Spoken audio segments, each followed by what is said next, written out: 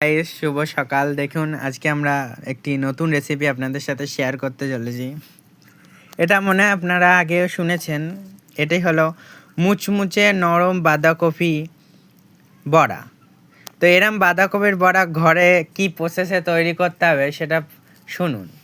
তো প্রথম প্রসেস হলো আমাদের প্রথমে যতটুকু ধরেন একটা বাঁধাকপি যদি করেন তাহলে 150 মতো আমাদের বেসন প্রয়োজন হবে। তো 150 মতো বেসন দিয়ে তারপর একটু জল দেবেন, জল দিয়ে একটুখানি গুলবেন, গুলে আর তারপর বাঁধাকপি কুচিয়ে সেই বাঁধাকপি কুচিটা ওর মধ্যে মাখাবেন।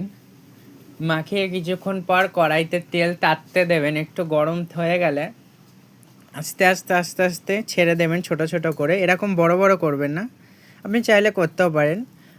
তো ওরম করতে করতে দেখবেন একটুখানি নাড়াচাড়া করবেন, লাল লাল একটু পোড়া দাগ, এরকম হালকা দাগ যদি হয়ে যায় তাহলে তৎক্ষণাৎ নামিয়ে দেন, বুঝবেন বড়াটা হয়ে গেছে।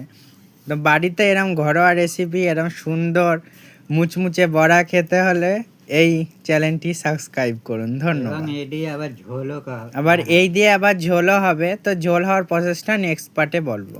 Thank you.